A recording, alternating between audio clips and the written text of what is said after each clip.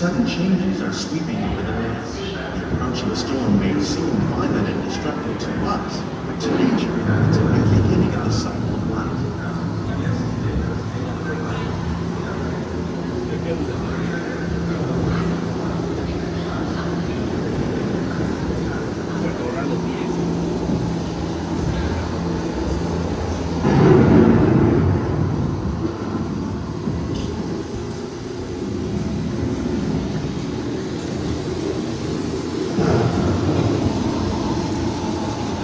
Beneath the surface of the land, roots trap water from the flowing mud, extracting precious nutrients and minerals. These elements, blend with sunlight, create the first living systems of our planet.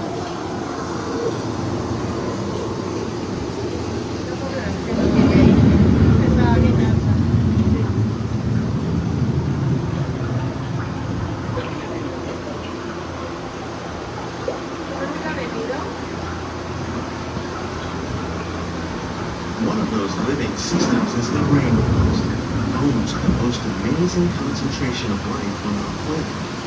These dense and beautiful forests cover only a tiny portion of the Earth's surface, but they contain more than half of its plant and animal species. Rainforests are also extremely rich in with living systems, providing us with oxygen, food, medicine, and other elements essential to our lives.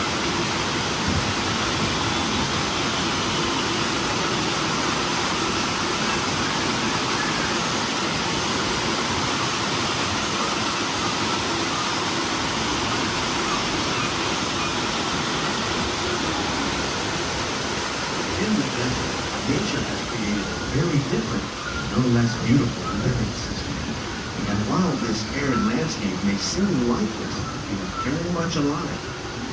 The plants and animals that have learned to survive in these harsh conditions make use of what little water they can find and avoid the scorching rays of the relentless sun.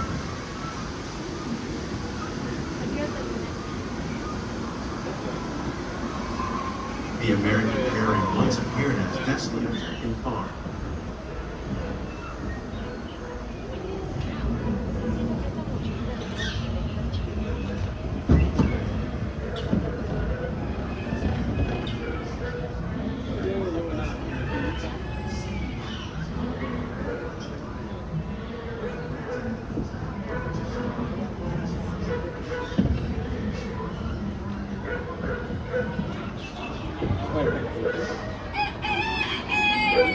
Of all the forces at work on the land, humans have had one of the most profound effects. The need to produce food for a growing world led to the enormous use and sometimes overuse of the land. In our search for more efficient ways to grow food, we often fail to realize the impact of our methods.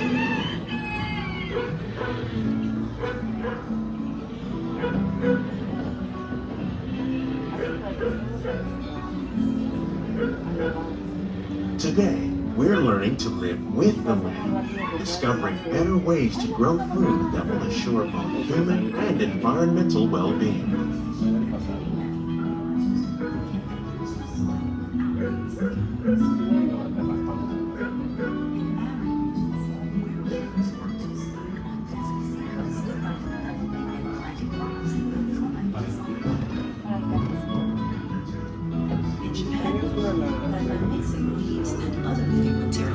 Soil, we can make farmland more fertile without the need for chemicals. Here at EPCOT, we're learning to reduce the need for chemical pesticides by breeding and using natural predators, like ladybugs and wasps, to control pests. In the farmlands across America, we're learning that by plowing under vegetation containing natural fertilizers, we can Seated in your boat at all times.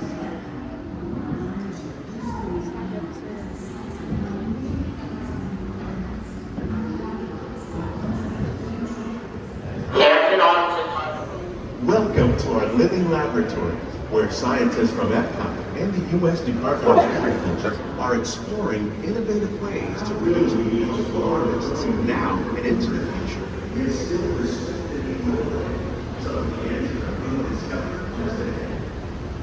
The tropics are home to the greatest diversity of plants on the planet. Many of these, like papaya, bananas, cacao, coffee, and rice, are well known around the world. These are just a few of the edible plants that have been an important source of nutrition for people living in the tropics. Many are rich in vitamins and minerals, while others are well adapted to growing in less than ideal conditions. Some, like the water lily, thrive in wet, swampy areas and waterways. All parts of this plant, even the flower petals, are edible. The starchy root of the plant has long been used to make flour for baking.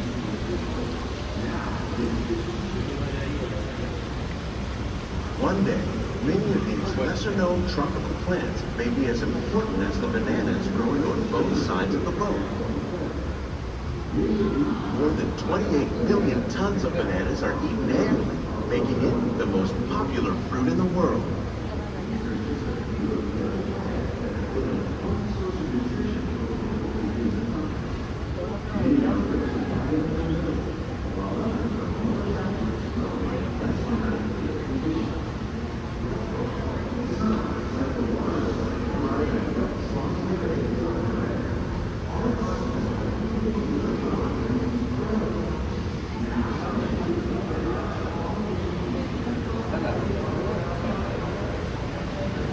When we mention farming, you probably don't think of fish, but fish farming, or aquaculture, accounts for nearly half of all the seafood consumed globally. Tilapia, bass, and catfish, like the ones you see here, are three of the more popular crops raised by fish farmers. The sustainable system we're using here recycles the water in the tanks. As a result, we're able to save millions of gallons each year. Our small fish farm produces nearly 5,000 pounds of fish each year to serve in restaurants around Walt Disney World. Innovations like this one can play an important role in our efforts to produce bountiful harvests and still protect natural resources.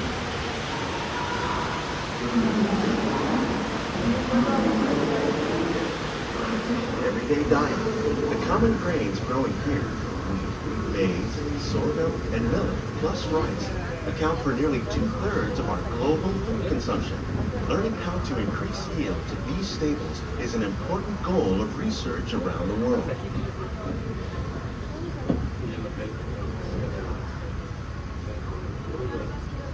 These plants are definitely on their way up.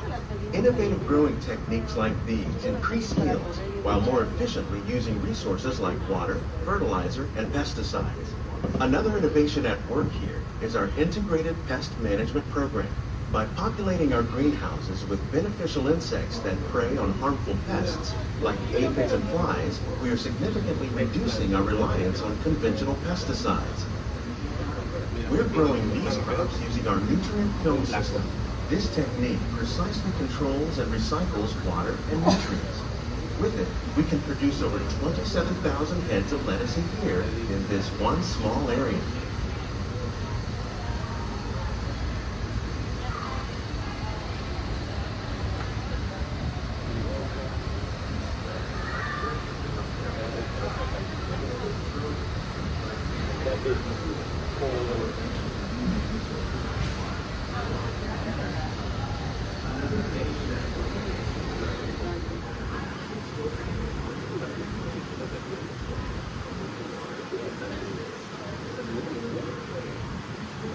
The future of agriculture may include innovative ideas like this vertical growing system.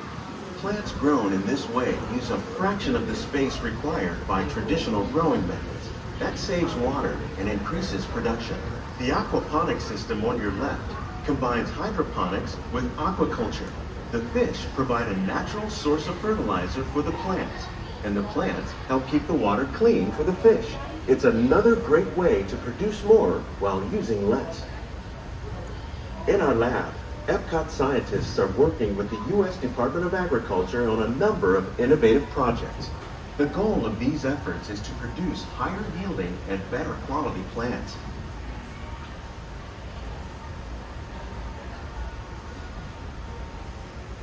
The future of agriculture may include innovative ideas like this vertical growing system. grow in this way use a fraction of the space required by traditional growing methods. That saves water and natural production. Aquaponics is the providing fertilizer and water production. The fish provide a natural source of fertilizer for plant and the price of production water management fish is another way to explore while only this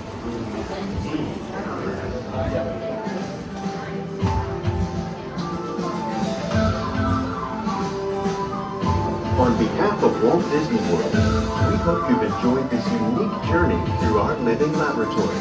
If you'd like a closer look, then check out the behind-the-scenes walking tour. It's a chance for the whole family to get up close and personal with the plants and growing techniques in our laboratory.